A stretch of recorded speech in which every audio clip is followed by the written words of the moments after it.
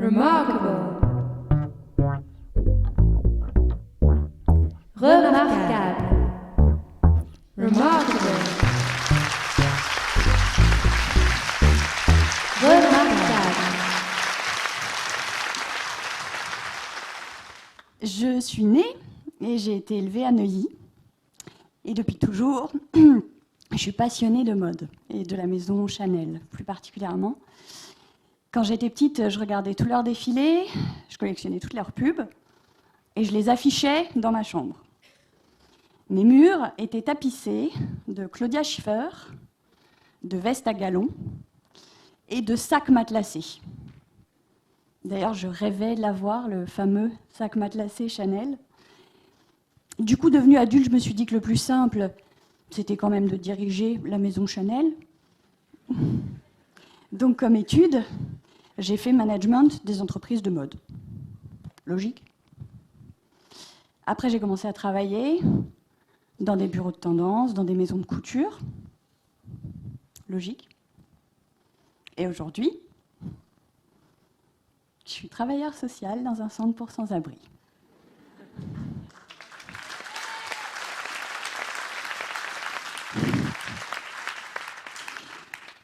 Oui, la vie est étonnante. Tout commence il y a 7 ans. À l'époque, je viens de fermer ma boîte. J'ai un peu de temps libre devant moi. J'ai envie de les consacrer à des gens dans le besoin. Bon, moi, les gens dans le besoin, j'en ai une image assez vague parce qu'à Neuilly, il n'y en a pas énormément. Mais j'ai envie d'agir. Donc, j'arrive dans ce centre pour sans-abri qu'on appelle un accueil de jour. Ma naïveté en bandoulière. Ils me prennent comme bénévole à tout faire. Je leur ai bien exposé que j'avais une vraie expertise mode, ils n'ont pas énormément rebondi. Et les premières semaines, j'observe. Je vois que le centre accueille des hommes et des femmes majeurs et isolés, c'est-à-dire sans enfants, qui vivent pour la plupart à la rue, qui viennent là se reposer, boire un café, prendre une douche, laver leurs vêtements, voir un médecin, un juriste, un travailleur social, faire une demande d'hébergement. Bref, je vois défiler toute la misère du monde. Des gens fatigués, lassés, perdus, en colère, alcooliques, psychotiques. Et face à eux, je vois des salariés assez fascinants. Des gens capables, dans la même matinée, avec la même bienveillance, de répondre à ce monsieur déjà bien alcoolisé qui vous souffle son haleine de mauvais vin dans le nez alors que vous n'avez pas eu le temps de boire votre premier café, à cette dame en pleurs qui s'est fait voler ses affaires dans la rue la nuit dernière, à ce monsieur exaspéré qui vous traite de bon à rien, payé à rien foutre, cet autre qui a traversé la Méditerranée parce qu'on lui a dit qu'en France il trouverait facilement du boulot, ou à cette dame qui entend des voix, qui parle à son épaule. Face à toutes ces situations, je vois les travailleurs sociaux comme des contorsionnistes, agiles, infatigables, passer de l'une à l'autre avec une patience et une bienveillance constantes.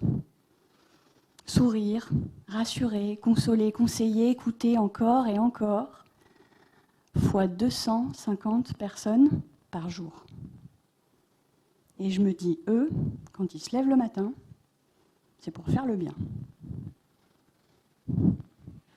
Moi, de mon côté, j'ai l'impression que je commence, à force de les côtoyer et de travailler au centre, à acquérir un peu de ces qualités humaines, de tolérance, d'écoute, ce qui, dans mon cas, n'est pas forcément superflu. Et qu'en plus, ces qualités-là peuvent permettre, concrètement, d'aider des gens. Au même moment, il faut que je me remette à chercher du boulot. Je ne peux décemment pas rester bénévole toute ma vie. Donc j'envoie des CV, je passe des entretiens, je me retrouve face à des managers qui me posent des questions du genre « Est-ce que vous vous considérez comme un brain ?» Un cerveau, quoi. Autrement dit, est-ce que vous pensez que vous êtes plutôt intelligente ou plutôt débile ? Ou encore, comment feriez-vous chuter le prix de ce crayon ? Bon, moi, assez rapidement, je me suis dit, ça va pas être possible. Je suis en train de découvrir que ma bonté naissante peut sauver le monde. Je vais pas tout lâcher pour faire chuter le prix d'un crayon.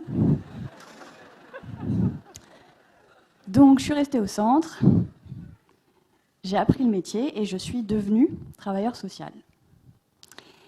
Et à mesure que je maîtrisais de plus en plus ce métier, je me suis aperçue d'une chose, c'est que les gens viennent chez nous avec des demandes de base, d'hébergement, d'accès aux soins, au travail, mais parfois les réponses peuvent être longues à venir et le temps d'attente peut être très difficile pour eux. Vous connaissez peut-être cette situation, si vous avez été au chômage par exemple, vous faites tout ce que vous pouvez pour chercher un travail, puis à un moment donné vous ne maîtrisez plus entièrement la situation, la seule chose que vous avez à faire c'est de prendre votre mal en patience. Et dans ces cas-là, qu'est-ce qu'on fait ? On se tourne vers sa famille, vers ses amis, vers ce qu'on appelle les liens sociaux qui nous caractérisent, nous, les humains. Serge Pogam, qui est un sociologue spécialiste de la question, le décrit en disant « L'homo sociologicus est lié aux autres et à la société, non seulement pour assurer sa protection face aux aléas de la vie, mais aussi pour satisfaire son besoin vital de reconnaissance, source de son identité et de son existence en tant qu'homme. » Son besoin vital de reconnaissance. C'est-à-dire que nous, les humains, on n'a pas juste besoin de vivre, on a besoin d'exister. Et pour exister, on a besoin d'être reconnu par les autres et par la société. C'est ce qui est très bien illustré dans la pyramide de Maslow, que vous connaissez sûrement. Maslow, c'était un psychologue américain au XXe siècle qui était spécialisé sur la notion de motivation chez l'homme. Il a établi qu'on avait des besoins graduels, qu'on satisfaisait au fur et à mesure. La base de nos besoins sont des besoins physiologiques, respirer, boire, manger, dormir.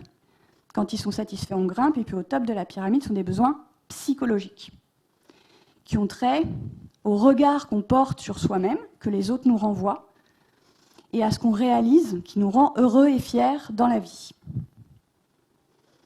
Eh bien, plus on est en difficulté sociale, plus on dégringole la pyramide. Et souvent, les gens, quand ils arrivent chez nous au centre, leurs besoins de base sont même plus totalement satisfaits. Donc notre rôle, pour ceux qui le peuvent, pour ceux qui le veulent, c'est de les aider à regrimper les marches de cette pyramide. C'est de les aider à aller chercher au fond d'eux l'énergie qui redonne l'envie d'exister. C'est valable pour tous les humains, et c'est particulièrement important pour les femmes. Les femmes à la rue, elles ont l'habitude de se cacher. Pour se protéger des prédateurs, elles font tout ce qu'elles peuvent pour se rendre invisibles. Or, se rendre invisible pour essayer d'exister, c'est quand même compliqué. Ces 10 dernières années, le nombre de femmes en grande précarité a fortement augmenté. Aujourd'hui, elles représentent 38% des SDF.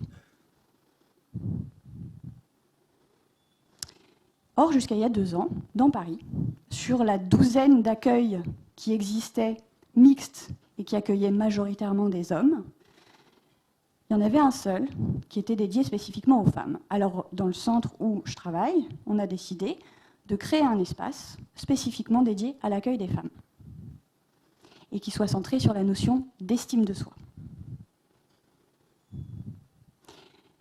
Ce lieu propose différentes activités, du yoga à l'écriture, du bien-être à la lecture, au groupe de parole, et accueille tout type de femmes, des femmes jeunes, d'autres moins, des femmes qui ont subi des violences, d'autres des parcours migratoires compliqués, des femmes qui travaillent.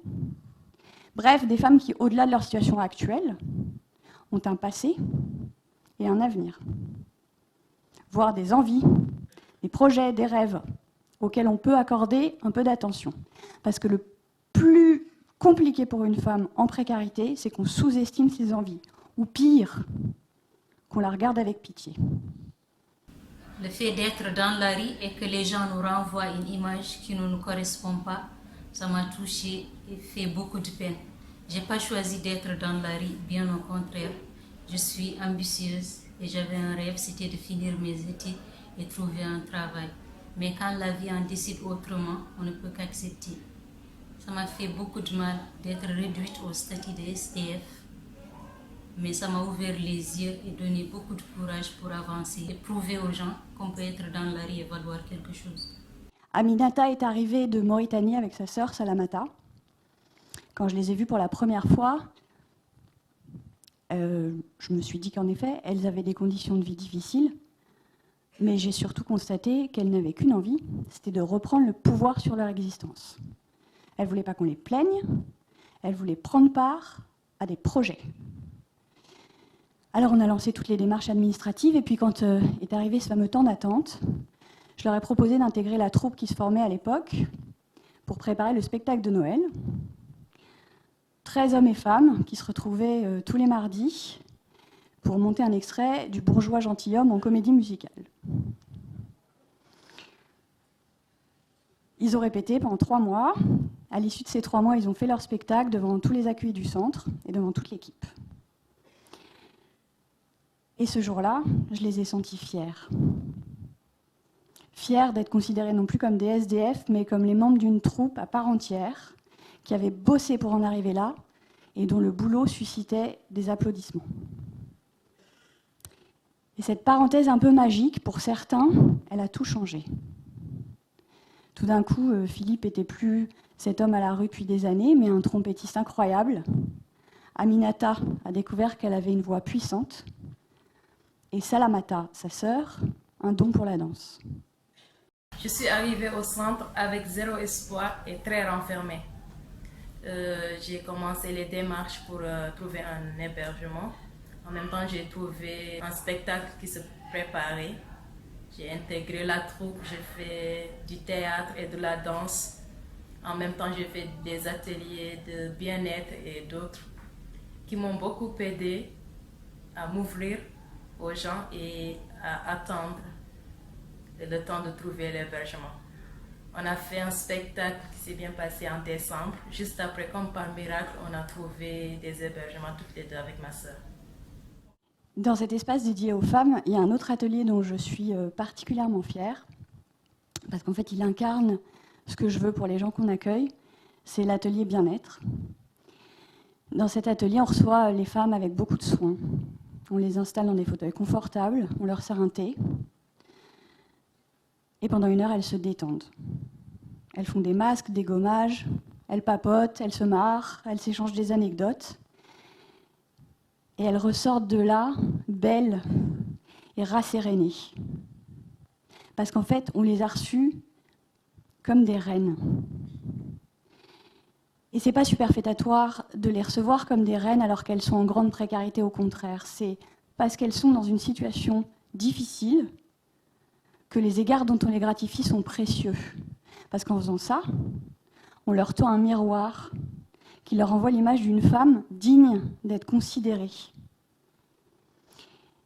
Et petit à petit, atelier après atelier, entretien social après entretien social, elles peuvent reprendre confiance. Elles peuvent oser laisser parler leurs envies, tenir jusqu'à l'obtention d'un hébergement, trouver le courage de soigner une addiction ou de chercher un travail. Alors je ne vous dis pas que jouer du Molière et se faire des masques au concombre quand on est à la rue, ça sauve des vies. Pas exagérer. En revanche, considérer les gens comme des êtres humains dignes, leur faire réaliser à quel point ils sont endurants, courageux, et ça peut les aider à tenir debout, voire leur donner le courage de remonter les étages de la fameuse pyramide.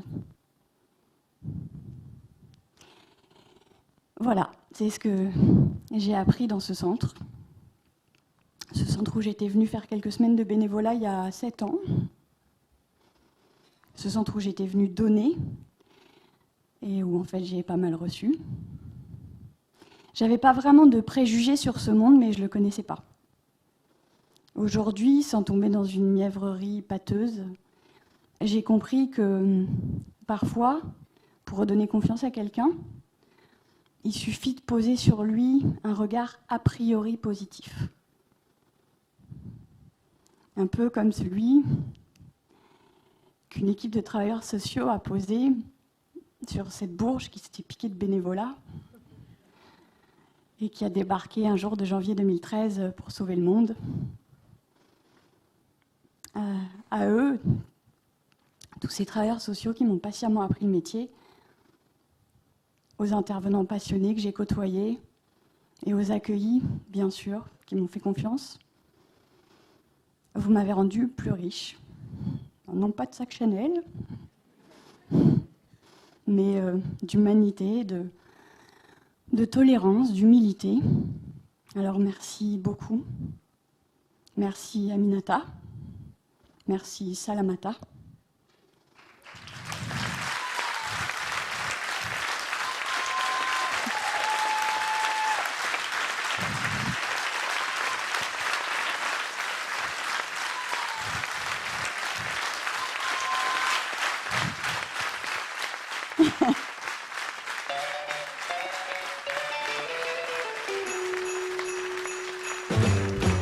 Jingle bell, jingle bell, jingle bell rock. A jingle bell swing and jingle bells ring. Snowing and blowing a bushels of fun. Now the jingle hop has begun. Jingle bell, jingle bell, jingle bell rock. A jingle bells chiming, jingle bell time. Dancing and prancing in Jingle Bell Square. In the frosty air, what a bright time. It's the right time to rock the night away. Jingle bell time is a swell time to go riding in a one-horse sleigh. Giddy up, jingle horse, pick up your feet. A jingle around the clock. Mix and a mingle in the jingling beat. That's the Jingle Bell Rock.